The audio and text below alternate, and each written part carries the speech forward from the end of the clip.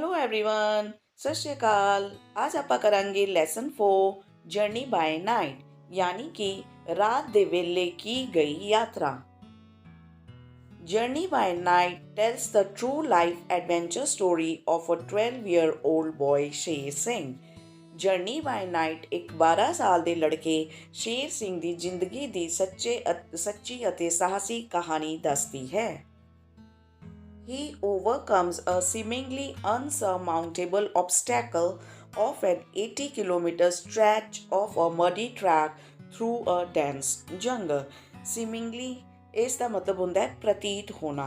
ਤੋ ਉਹ ਇੱਕ ਸੰਘਣੇ ਜੰਗਲ ਵਿੱਚੋਂ ਇੱਕ ਚਿੱਕੜ ਭਰੇ ਟਰੈਕ ਯਾਨੀ ਰਸਤੇ ਦੇ 80 ਕਿਲੋਮੀਟਰ ਦੇ ਲੰਬੇ ਹਿੱਸੇ ਦੀ ਰੁਕਾਵਟਾਂ ਨੂੰ ਪਾਰ ਕਰਦਾ ਹੈ, ਜਿਸ ਨੂੰ ਪਾਰ ਕਰਨਾ ਅਸੰਭਵ ਪ੍ਰਤੀਤ ਹੁੰਦਾ ਹੈ। Which is infested with tuskers, bears and tigers and is crisscrossed with streams. ਇਸ ਜੰਗਲ ਵਿੱਚ ਹਾਥੀ, ਰਿੱਛਾਂ ਅਤੇ ਬਾਘਾਂ ਦਾ ਨਿਵਾਸ ਹੈ ਅਤੇ ਇਸ ਰਾਹੀਂ ਦੋ ਨਦੀਆਂ ਵੀ ਵਗਦੀਆਂ ਹਨ। He takes his critically ill younger brother slung across his young and raw shoulders to the nearest hospital, where lies his hope of survival. ਉਹ ਆਪਣੇ ਬੁਰੀ ਤਰ੍ਹਾਂ ਬਿਮਾਰ ਛੋਟੇ ਭਰਾ ਨੂੰ ਆਪਣੇ ਜਵਾਨ ਅਤੇ ਕੱਚੇ ਮੋਢਿਆਂ 'ਤੇ ਯਾਨੀ ਕਿ ਇਹ ਜੋ ਵਰਡ ਹੈ ਯੰਗ ਐਂਡ ਰॉ ਇਹ ਦੱਸਦਾ ਹੈ ਕਿ ਇਹ ਬੱਚਾ ਕਿੰਨੀ ਛੋਟੀ ਉਮਰ ਦਾ ਹੈ ਅਤੇ ਉਹ ਅਨੁਭਵ ਤੋਂ ਬਿਨਾਂ ਹੈ। ਤੇ ਆਪਣੇ ਮੋਢਿਆਂ 'ਤੇ ਉਸ ਨੂੰ ਕੱਪੜੇ ਵਿੱਚ ਲਟਕਾ ਕੇ ਲਪੇਟ ਕੇ ਨਜ਼ਦੀਕੀ ਹਸਪਤਾਲ ਲੈ ਜਾਂਦਾ ਹੈ ਜਿੱਥੇ ਉਹਦੇ ਬਚਣ ਦੀ ਉਮੀਦ ਹੈ। Sher Singh in the end succeeds in the mission and earns the title of Bahadur the Brave. Sher Singh ਅੰਤ ਵਿੱਚ ਆਪਣੇ ਇਸ ਕੰਮ ਵਿੱਚ ਮਿਸ਼ਨ ਵਿੱਚ ਸਫਲ ਹੋ ਜਾਂਦਾ ਹੈ ਅਤੇ ਬਹਾਦਰ ਦਾ ਖਿਤਾਬ ਉਹ ਹਾਸਲ ਕਰਦਾ ਹੈ। The author Nora Burke was a 20th century British adventurer who spent several years in the Himalayan mountains. ਲੇਖਕ ਨੋਰਾ ਬੁਰਕ 20ਵੀਂ ਸਦੀ ਦੀ ਬ੍ਰਿਟਿਸ਼ ਸਾਹਸੀ ਸੀ ਜਿਸ ਨੇ ਕਈ ਸਾਲ ਹਿਮਾਲਿਆ ਦੇ ਜੰਗਲਾਂ ਵਿੱਚ ਬਿਤਾਏ। ਸ਼ੇਰ ਸਿੰਘ's little brother Kunwar lay in the hut with pain in his stomach that was getting worse. Sher Singh ਦਾ ਛੋਟਾ ਭਰਾ ਕੁੰਵਰ ਚੋਪੜੀ ਵਿੱਚ ਲੇਟਿਆ ਹੋਇਆ ਸੀ। ਉਸ ਦੇ ਪੇਟ ਵਿੱਚ ਦਰਦ ਸੀ ਜੋ ਵੱਧਦਾ ਜਾ ਰਿਹਾ ਸੀ।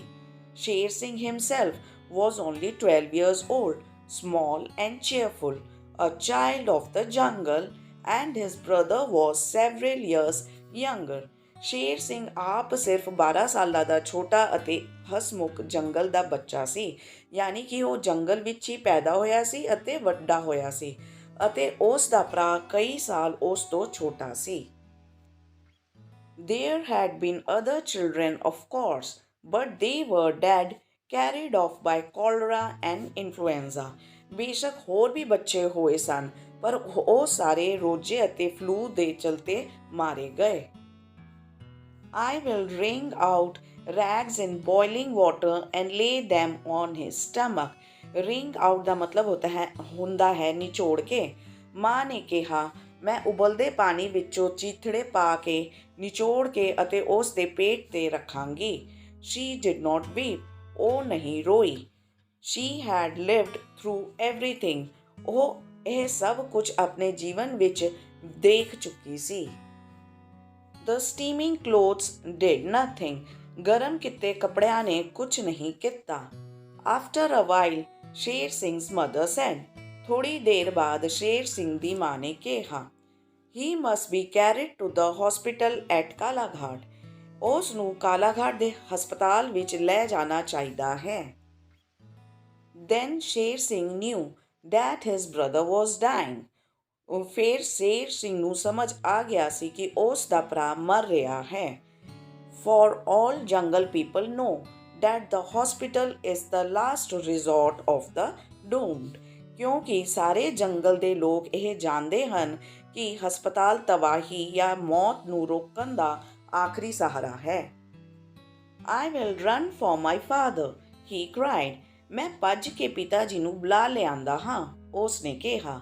ਸ਼ੇਰ ਸਿੰਘ ਨੇ ਕਿਹਾ It may be days before you find him. ਤੈਨੂੰ ਉਹਨਾਂ ਨੂੰ ਲੱਭਣ ਵਿੱਚ ਦਿਨ ਲੱਗ ਸਕਦੇ ਹਨ। ਇਹ ਗੱਲ ਉਸ ਦੀ ਮਾਂ ਨੇ ਕਹੇ। ਸ਼ੇਰ ਸਿੰਘ's father was known far and wide as Sher Singh Bahadur. Sher Singh ਦਾ ਪਿਤਾ ਸ਼ੇਰ ਸਿੰਘ ਬਹਾਦਰ ਦੇ ਨਾਂ ਨਾਲ ਦੂਰ ਦੂਰ ਤੱਕ ਮਸ਼ਹੂਰ ਸੀ। ਦ ਬਰੇਵ, ਬਹਾਦਰ ਦਾ ਮਤਲਬ ਹੁੰਦਾ ਹੈ ਵੀਰ।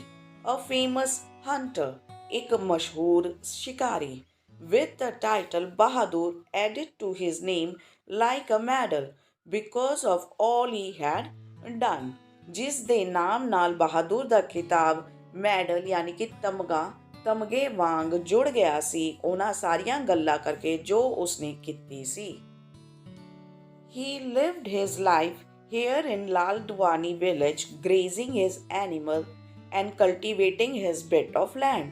ਉਸ ਨੇ ਆਪਣਾ ਜੀਵਨ ਲਾਲਦਵਾਨੀ ਪਿੰਡ ਵਿੱਚ ਆਪਣੇ ਪਸ਼ੂਆਂ ਨੂੰ ਚਰਾਉਣ ਅਤੇ ਆਪਣੀ ਛੋਟੀ ਜਿਹੀ ਜ਼ਮੀਨ ਵਿੱਚ ਖੇਤੀ ਕਰਨ ਵਿੱਚ ਬਿਤਾ ਦਿੱਤਾ ਸੀ।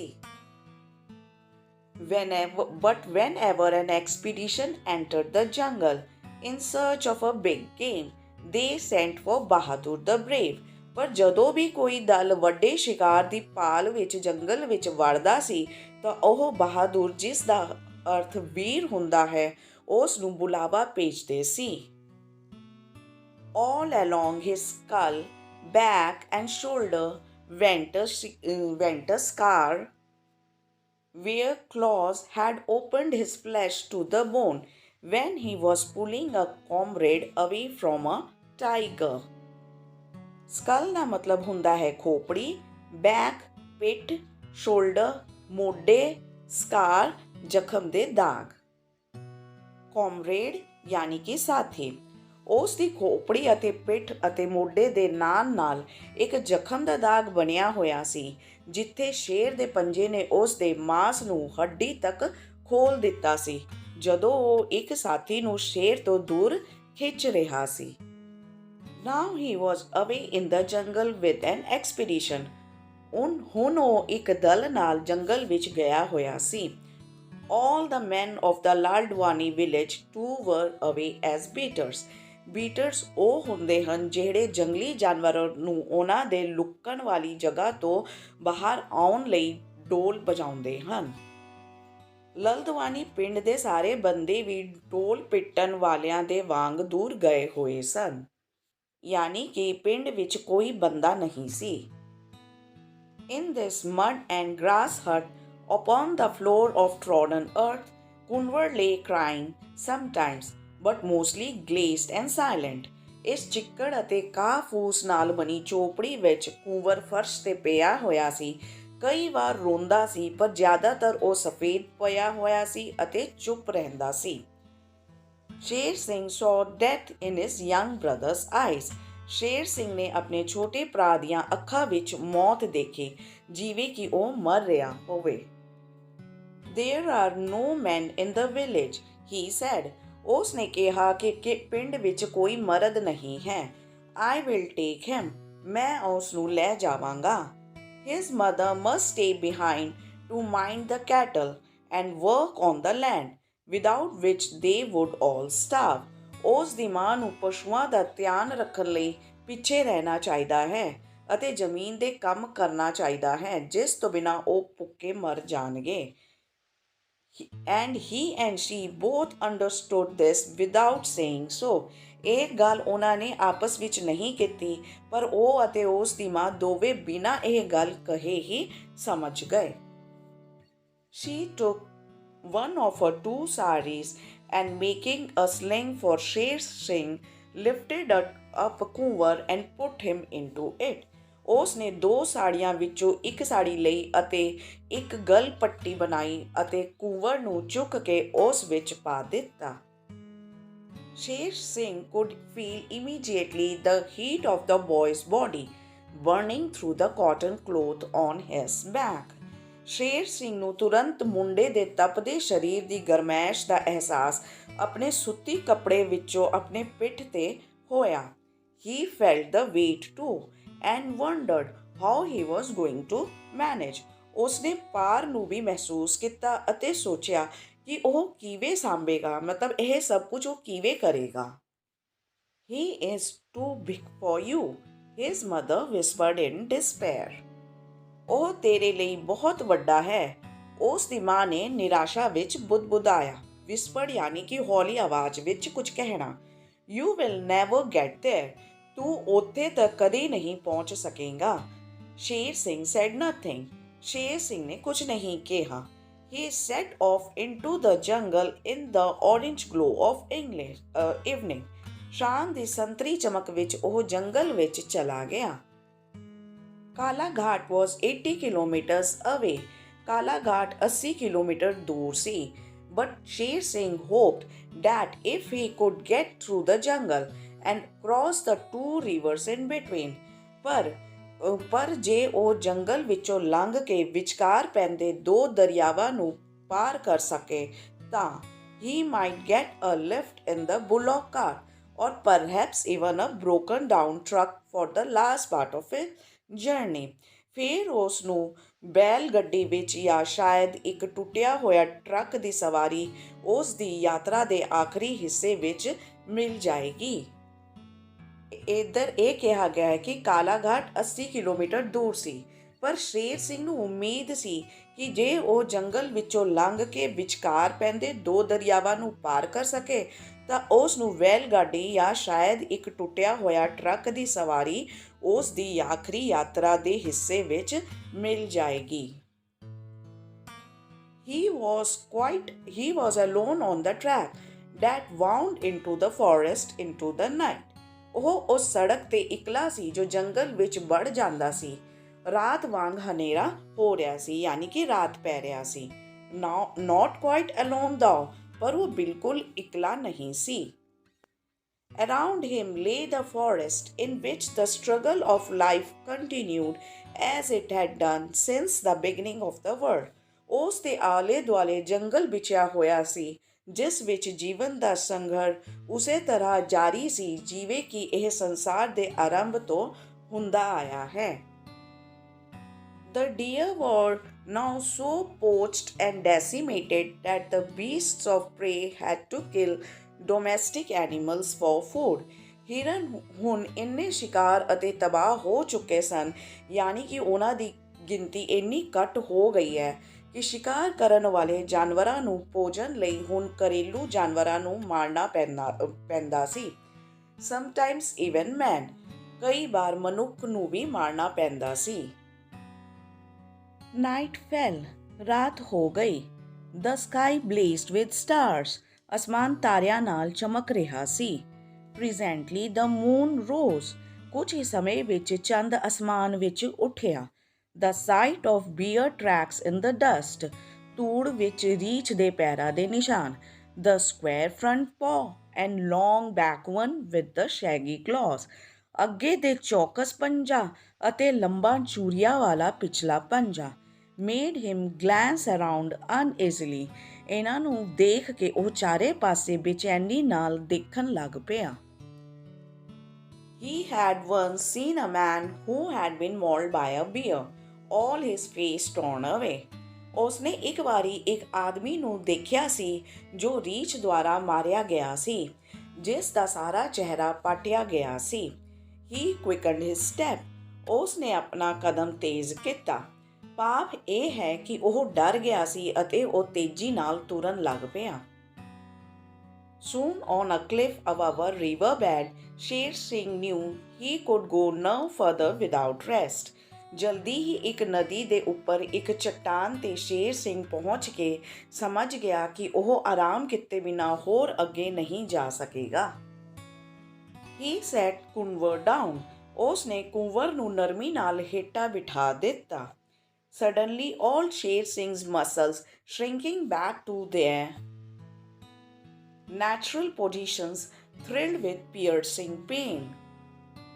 ਅਚਾਨਕ ਸ਼ੇਰ ਸਿੰਘ ਦੀਆਂ ਸਾਰੀਆਂ ਮਾਸਪੇਸ਼ੀਆਂ ਆਪਣੀ ਅਸਲ ਸਥਿਤੀ ਤੇ ਸੁੰਗੜ ਗਈਆਂ ਅਤੇ ਤਿੱਖੀ ਪੀੜਾ ਨਾਲ ਫੜਫੜਾਉਣ ਲੱਗੀਆਂ।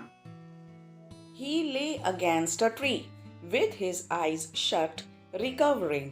ਉਹ ਆਪਣੀ ਤਾਕਤ ਮੁੜ ਪ੍ਰਾਪਤ ਕਰਨ ਦੀ ਕੋਸ਼ਿਸ਼ ਵਿੱਚ ਆਪਣੀਆਂ ਅੱਖਾਂ ਬੰਦ ਕਰਕੇ ਰੁੱਖ ਦੇ ਨਾਲ ਲੇਟ ਗਿਆ।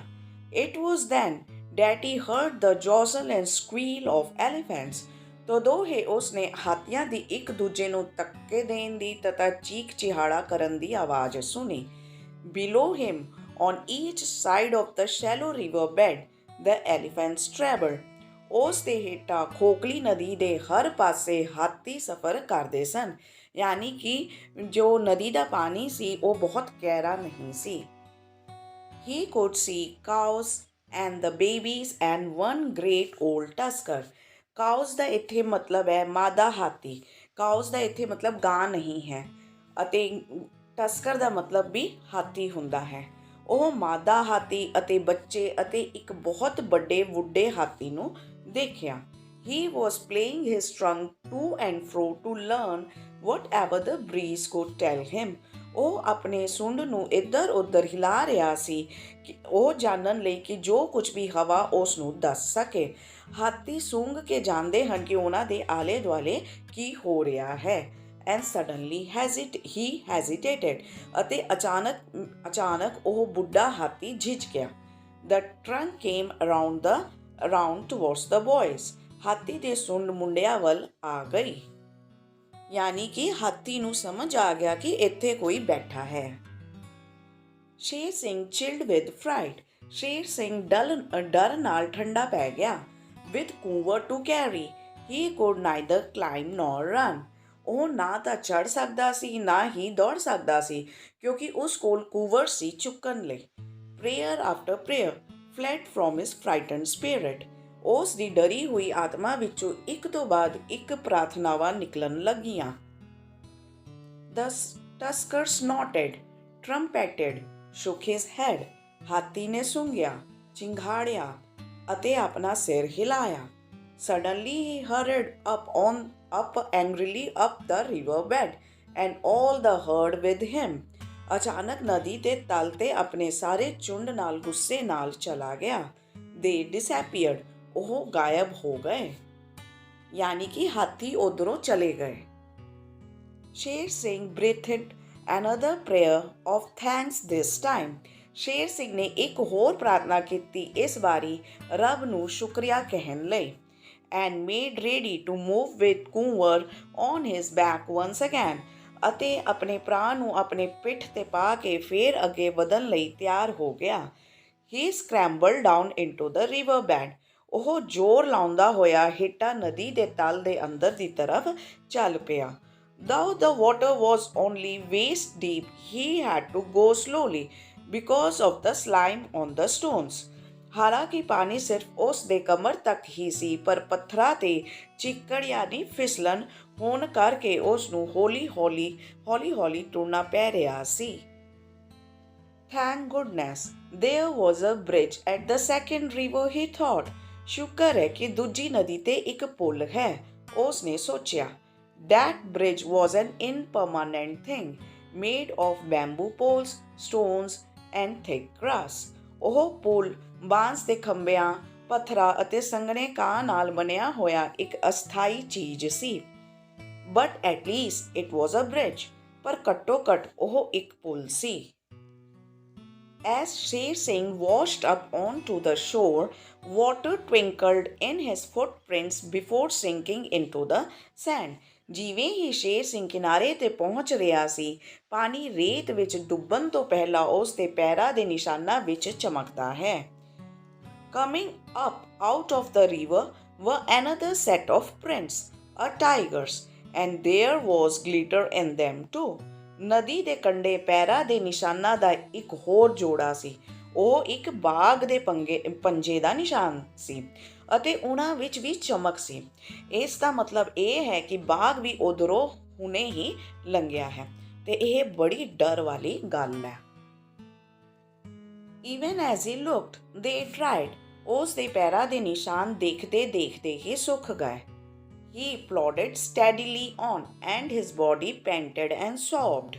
ਉਹ ਧੀਰੇ ਪਰ ਲਗਾਤਾਰ ਅੱਗੇ ਵਧ ਰਿਹਾ ਸੀ ਅਤੇ ਉਸ ਦਾ ਸਰੀਰ ਹਾਫ ਰਿਹਾ ਸੀ ਅਤੇ ਉਹ ਰੋ ਰਿਹਾ ਸੀ।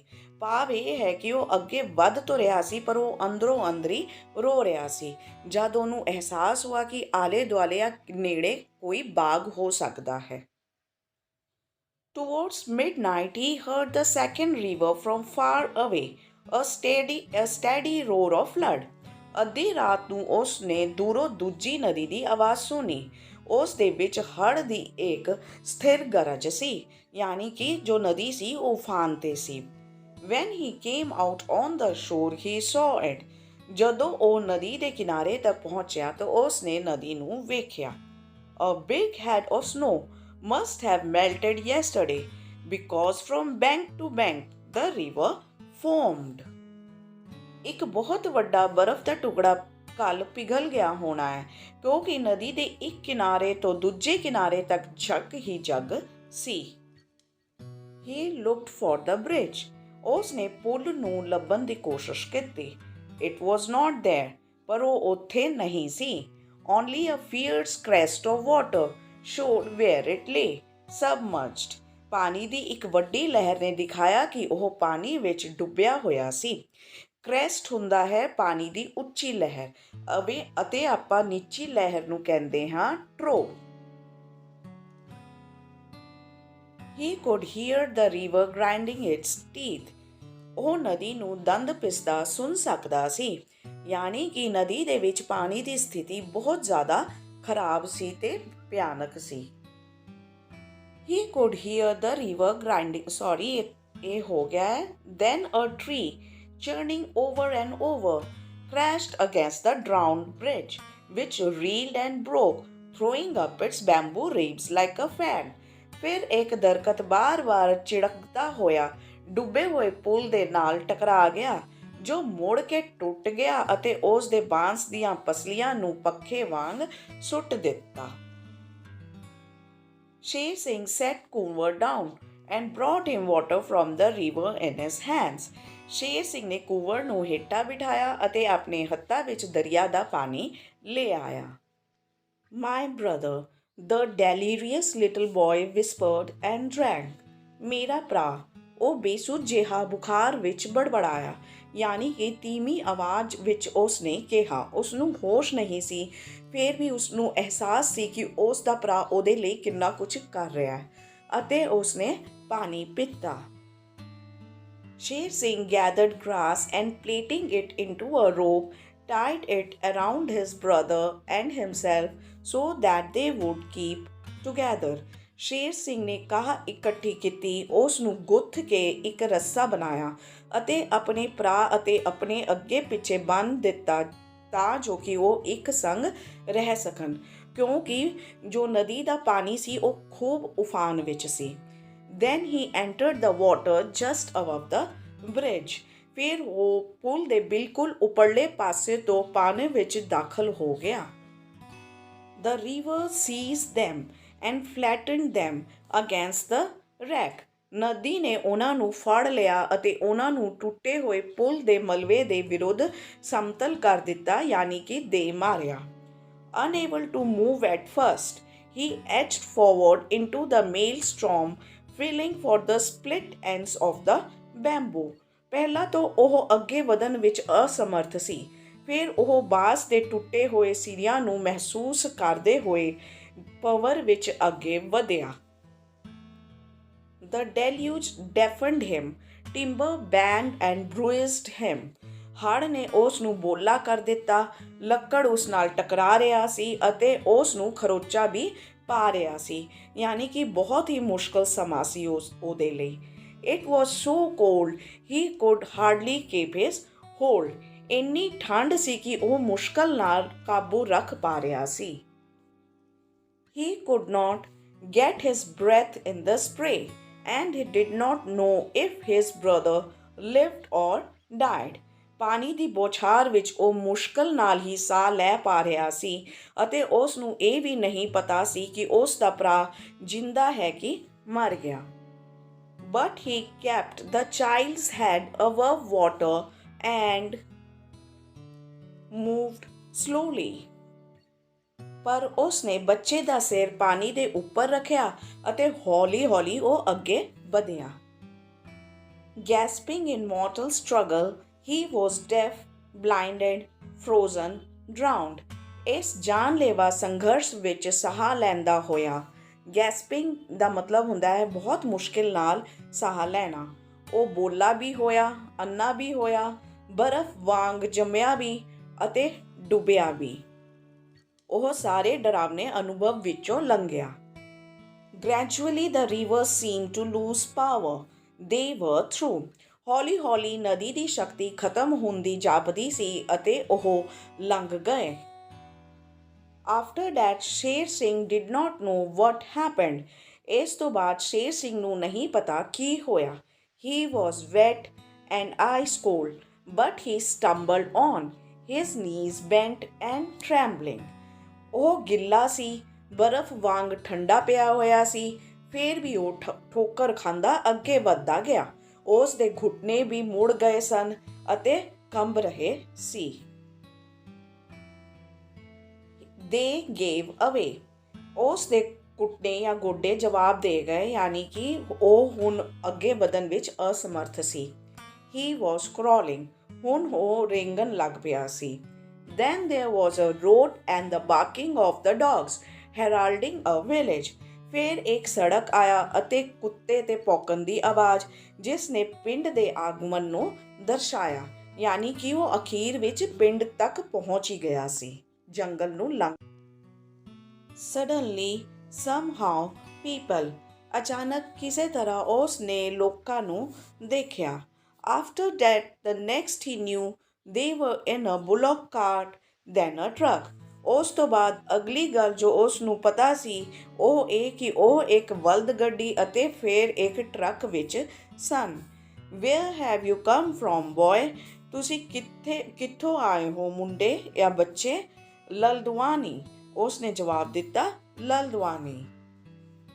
You carried him alone across the river in flood. ਤੁਸੀਂ ਉਸ ਨੂੰ ਹੜ੍ਹ ਵਿੱਚ ਇਕੱਲੇ ਹੀ ਨਦੀ ਦੇ ਪਾਰ ਲੈ ਆਏ ਹੋ। They were at the hospital. ਤੇ ਇਹ ਗੱਲਬਾਤ ਹੋਣ ਤੋਂ ਬਾਅਦ ਇਹ ਬੱਚਾ ਹੁਣ ਹਸਪੀਟਲ ਵਿੱਚ ਹੈ। ਉਹ ਹਸਪਤਾਲ ਵਿੱਚ ਸਨ। Sher Singh felt shy of the big building. Sher Singh ਨੂੰ ਵੱਡੀ ਇਮਾਰਤ, ਹਸਪਤਾਲ ਦੀ ਵੱਡੀ ਇਮਾਰਤ ਤੋਂ ਸ਼ਰਮ ਮਹਿਸੂਸ ਹੋਈ ਜਾਂ ਝਿਜਕ ਮਹਿਸੂਸ ਹੋਈ। He did not go in. ਉਹ ਅੰਦਰ ਨਹੀਂ ਗਿਆ। Much later the doctor came out on the veranda. ਬਹੁਤ ਦੇਰ ਬਾਅਦ ਡਾਕਟਰ ਬਾਹਰ ਬਰਾਂਡੇ ਤੇ ਆਇਆ। Sher Singh Bahadur, are you there? He called out. Sher Singh Bahadur, ਤੁਸੀਂ ਉੱਥੇ ਹੋ? ਉਸ ਨੇ ਬੁਲਾਇਆ, ਯਾਨੀ ਕਿ ਡਾਕਟਰ ਨੇ ਇੱਕ ਗੱਲ ਕਹੀ। My father is not there, replied the boy, going up to the veranda. ਮੇਰੇ ਪਿਤਾ ਜੀ ਇੱਥੇ ਨਹੀਂ ਹਨ, ਲੜਕੇ ਨੇ ਬਰਾਂਡੇ ਤੱਕ ਜਾਂਦੇ ਹੋਏ ਇਹ ਉੱਤਰ ਦਿੱਤਾ। But I am Sher Singh, ਪਰ ਮੈਂ ਸ਼ੇਰ ਸਿੰਘ ਹਾਂ। You are the boy who brought the child Kuvar in from ਲਾਲਦਵਾਨੀ। ਤੁਸੀਂ ਉਹ ਲੜਕੇ ਹੋ ਜੋ ਲਾਲਦਵਾਨੀ ਤੋਂ ਬੱਚੇ ਕੁਵਰ ਨੂੰ ਇੱਥੇ ਲੈ ਆਏ ਹੋ। Yes, ਹਾਂਜੀ। Then a smile broke all over the doctor's great gentle face. ਫਿਰ ਡਾਕਟਰ ਦੇ ਕੋਮਲ ਵਿਸ਼ਾਲ ਚਿਹਰੇ ਤੇ ਮੁਸਕਰਾਹਟ ਫੈਲ ਗਈ। Then you are Sher Singh Bahadur, the brave, he said. ਫਿਰ ਤੁਸੀਂ ਸ਼ੇਰ ਸਿੰਘ ਬਹਾਦਰ, ਬਹਾਦਰ ਯਾਨੀ ਕਿ brave ਹੋ, ਉਸ ਨੇ ਕਿਹਾ, ਯਾਨੀ ਕਿ ਡਾਕਟਰ ਨੇ ਕਿਹਾ। Your brother will live. Come and see. ਤੁਹਾਡਾ ਭਰਾ ਜੀਏਗਾ, ਇੱਥੇ ਆ ਕੇ ਦੇਖੋ। ਇੱਥੇ ਭਾਵ ਇਹ ਹੈ ਕਿ ਤੁਸੀਂ ਆਪਣੇ ਪਿੰਡ ਤੋਂ 80 ਕਿਲੋਮੀਟਰ ਦੀ ਦੂਰੀ 'ਤੇ ਸਥਿਤ ਆਪਣੇ ਭਰਾ ਨੂੰ ਹਸਪਤਾਲ ਲੈ ਕੇ ਆਉਣ ਦੀ ਬੜੀ ਹਿੰਮਤ ਦਿਖਾਈ ਹੈ। ਤੁਸੀਂ ਜੰਗਲੀ ਜਾਨਵਰਾਂ ਅਤੇ 2 ਦਰਿਆਵਾਂ ਨਾਲ ਪ੍ਰਭਾਵਿਤ ਜੰਗਲ ਨੂੰ ਪਾਰ ਕੀਤਾ ਹੈ। ਇਸ ਲਈ ਤੁਹਾਡਾ ਭਰਾ ਜਿਉਂਦਾ ਰਹੇਗਾ ਅਤੇ ਉਸ ਨੇ ਕਿਹਾ ਕਿ ਤੁਸੀਂ ਆਪਣੇ ਭਰਾ ਨੂੰ ਆ ਕੇ ਵੇਖ ਲਿਓ। Written by Nora Burke. Thank you very much everyone. Do subscribe to our channel.